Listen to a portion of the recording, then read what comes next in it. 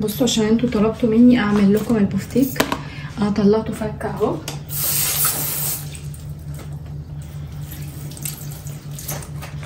بعد كده هبدا اتبله. انا بتبل بايه بقى؟ ببصل عادي. دي التتبيله بتاعت اللحمه او الفراخ، بس عشان دي يعني مش مستاهل اني اضربها في الخلاط، فانا بقى ايه بقطعها كيوبسات كده صغنطوطه، وبعد كده بقعد بقى ايه ادعكها كده بايدي، فالطماطم بتنزل السوائل بتاعتها كده.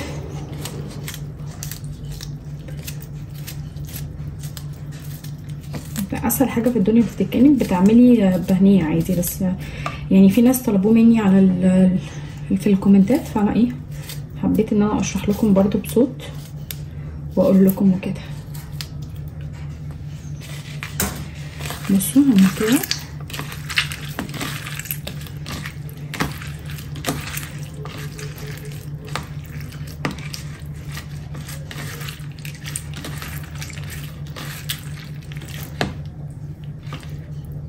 بس.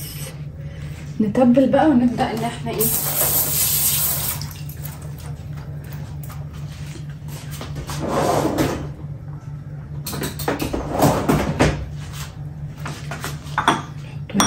ده اللي احنا هنتبل فيه.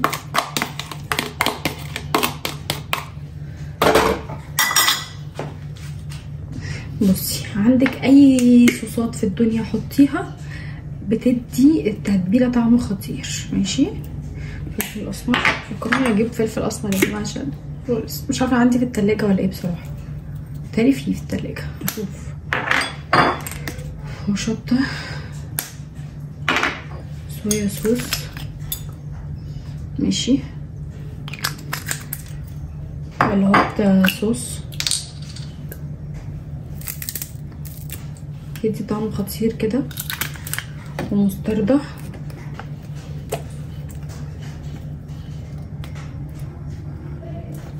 ماشي، وملح،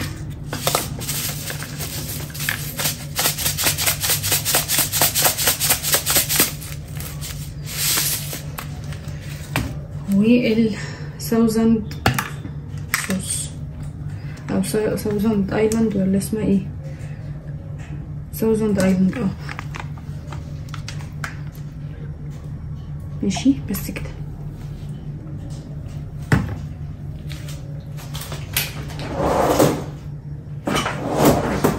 وشويه زيت بقى، اختياري مش اجباري، بس انا بحب احط فيها شويه زيت.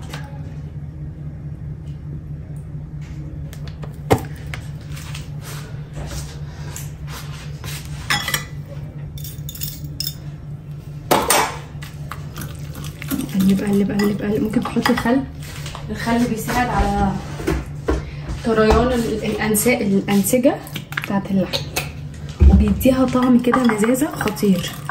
ماشي كده.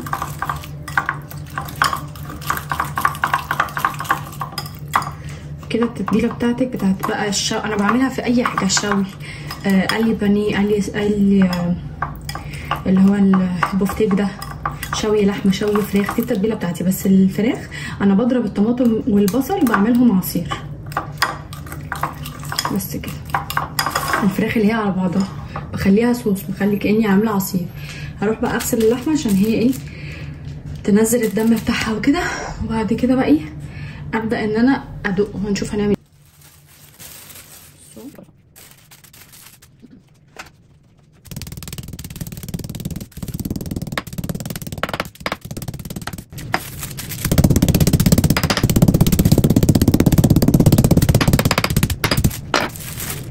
هجمعوا تضاعف ازاي كانت لحد هنا.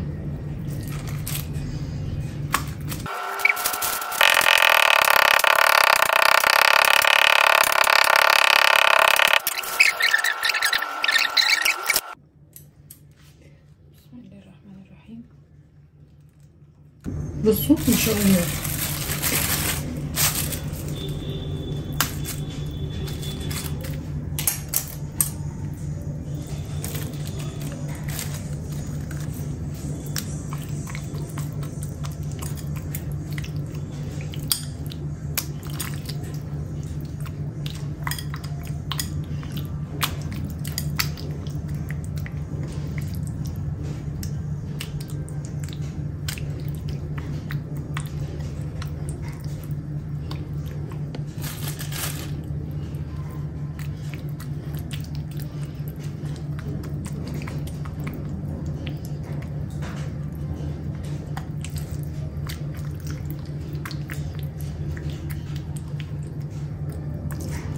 بس كده البفتيك بقى جاهز على الاكل. استنى احنا ممكن نطلع بس جزء كده نحطه تحت دي.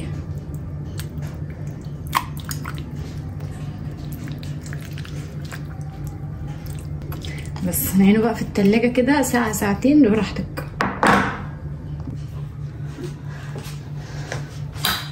بصوا انا سبته ساعة كده او ساعتين، اعتقد ساعتين ماشي في التلاجة، ياخد ويدي كده يعني عادي. انا ساعات اصلا بحب اتبله واحطه في الفريزر بالتتبيله بالفيجيتار بتاعه يعني. بس انا اذا ما قلت لكم ساعات ببقى عايزه اعمل منه شوي، ساعات ببقى مش عايزه بفتيك كده، فلقيت نفسي كنت ببقى مقيده بالحاجه اللي عندي في الفريزر. انا اوريدي تبلتها وعملتها حاجه واحده او كذا حاجه فبس فانا بقيت اسيب الحاجه كده واتبلها بقى وقت الحاجه نفسها يعني. الريحه حوار، الريحه جمدان جمدان.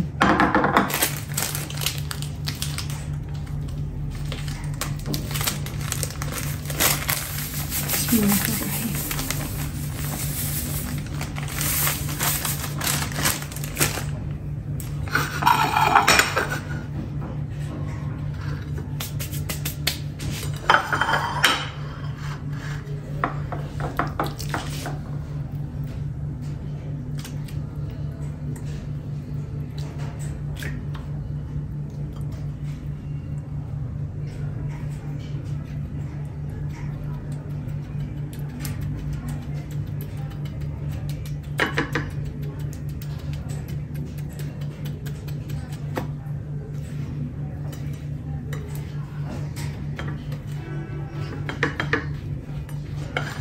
لازم تضغطوا على اي حاجه كده عشان ايه تمسك فيه، القشره بتاعته دي ما تنزلش.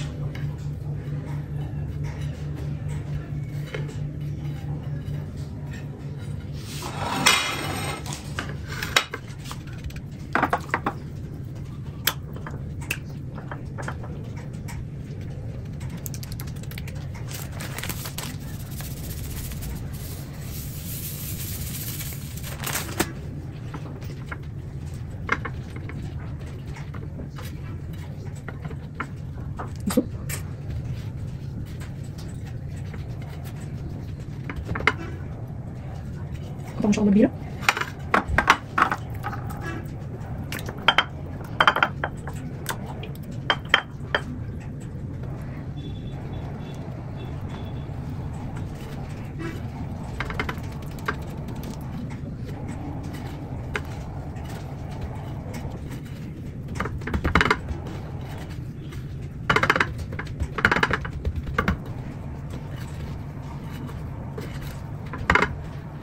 ما شاء الله. بس اخر قطعه معايا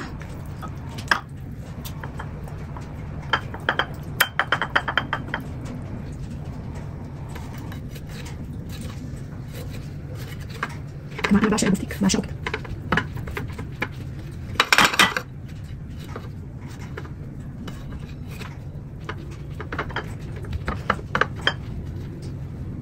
بس كده بصوا حطوها في التلاجة، وانا معايا بقى ليه تمر اسوي في الفريزر.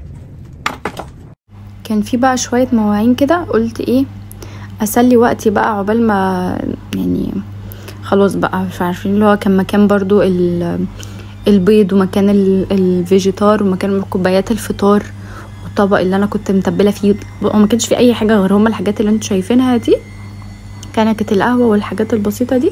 فقلت اغسلهم بعد ما تبلت بقى البفتيك وحطيته في التلاجة. قلت بس ايه اغسلهم عشان الدنيا تبقى رايقه ومفيش اي حاجه غير الطبقين اللي احنا اتغدينا فيهم وخلاص.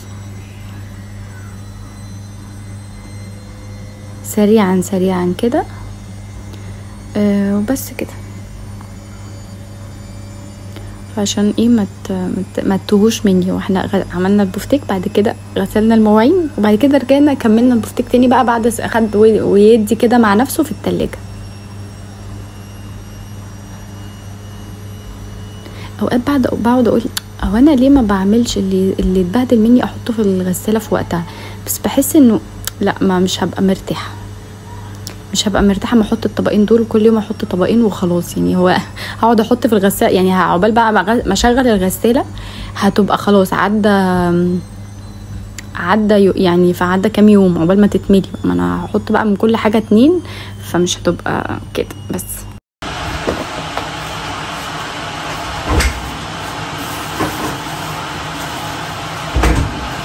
بصوا بقى انا وقت الغداء. بسم الله الرحمن الرحيم. الكاتل بس عامله دوشه معلش.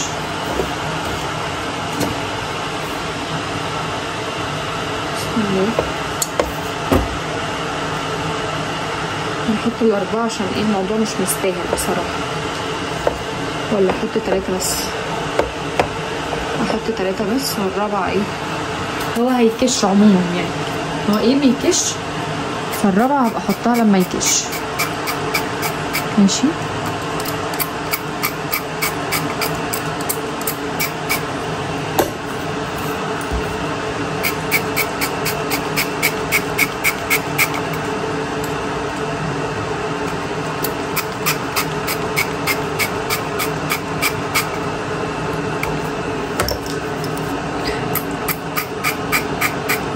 نرش هنا برضو عشان ما يلزقش من تحت.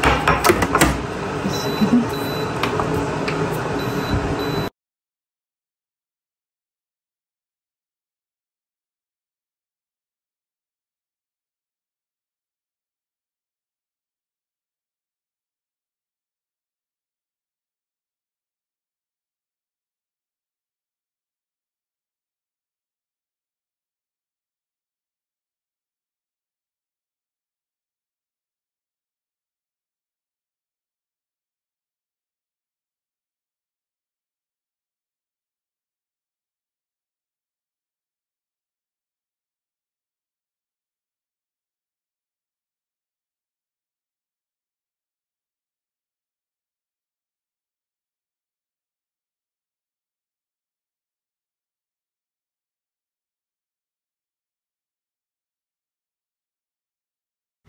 بصوا بقى زي ما انتوا شايفين كده، هي بدأت ان هي بقى خلاص يعني تستوي. وعايزه اقول لكم هي ما بتاخدش اصلا وقت على في الاير فراير خالص، بتبقى احسن بكتير من اللي في زيت. اي حاجه عموما بقت بتتقلي بقيت احطها في الزيت. بصوا هنا حته اتشالت عشان انا ما كنتش حاطه في الاير فراير نفسها زيت، فممكن ابقى بعد كده احط بقى ايه، ارش رشه كده زيت علشان ما يلزقش يعني. فحرفيا بيكون خطير يعني. انا جربته في مره يكون في زيت، بطننا فعلا ما تقبلتهوش، بيشرب زيت كتير قوي كده، بيبقى صحي وفي نفس الوقت اللي فيه زيت برضو وكل حاجه، بس ما بيبقاش تقيل. فبس كده بقلبه بقى الناحيه التانية، وبرضو بحط زيت تاني. يعني يا جماعه عايزه اقول لكم انا بعشق البفتيك، بعشقه كده، من الاكلات اللي الواحد ما يزهقش منها خالص. وطبعا انا حطيت الرابعه خلاص، لان طبعا انتوا عارفين ان اللحمه بتكش، فحطيته يعني حطيت الرابعه بقى خلاص لما بدا يكش. هنا كانت خلاص المكرونه اتسلقت، ما بتاخدش اساسا 3 دقايق سلق. بصوا بقى انتوا حافظين المكرونه بتاعتي، الصلصه بتاعتي لازم تبقى فيها خضار كده متقطع كبير، والصلصه تبقى اكتر من المكرونه، يا خراشي بقى تبقى جوسي كده بقى وايه وخطيره. فمسكتهم بقى كده حطيتها. انا ببقى شايفه الصلصه بس حرفيا ما فيش حد بياكل من ايدي مكرونه بالصلصه دي غير لما يشكر فيها. ليه بقى؟ بتبقى جوسي، الخضار اللي فيها ده بيديها طعم، وتحسي ان انتي بتاكلي كده حاجه حلوه. ماشي. فاحنا بقى نمسكها كده نقعد نقلب. وبصراحه بحب المكرونه كمان نفسها، يعني انا بحب اقلبهم وما اخليهمش ان هم ما خليش المكرونه تتحط على النار تاني بعد الصلصه، علشان مش عايزاها تشرب السوائل برضو اللي في الصلصه عشان تكون جوسي كده. فبس. وبصراحه كل اللي جربها، يعني كل اللي جرب طريقتي، ما قلت لكم عليها كذا مره، حتى على الانستجرام قلت لهم عليها قبل كده، كلهم بيقعدوا يدخلوا يقولوا لي الله المكرونه، لا فببقى مبسوطه كده. ماشي. بس فعشان انتوا طبعا طلبتوا مني طريقه البفتيك، ودي طريقته في الاير فراير بتبقى حلوه جدا. طبعا مالكوش دعوه بالجنب الشمال ده علشان هو يعني اتلسع مني سيكه، بس مش مشكله عادي. فانا بس كده. وعلى فكره القطعه برضو بتبقى كبيره مش صغيره. وبس. بألف هنا وشفا. ومتنسوش بقى تعملوا لايك وشير وسبسكرايب وتقولي تحبوني قد ايه وتتابعوني منين. وخلاص، ايه رأيكم بقى في شكل الاكل؟ كان محتاج كده ان انا احط نعناع مثلا او حته جرجيره، حاجه تكسر اللون الاحمر في بني ده، بس خلاص ما فيش عندي وقت للحركات دي، لان احنا بنبقى خلاص انا ببقى عامله الاكل اللي هو احنا لازم ناكل دلوقتي حالا. بس كده.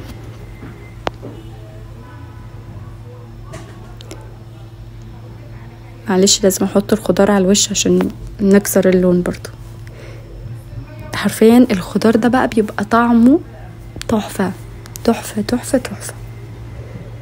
بس كده، باي باي.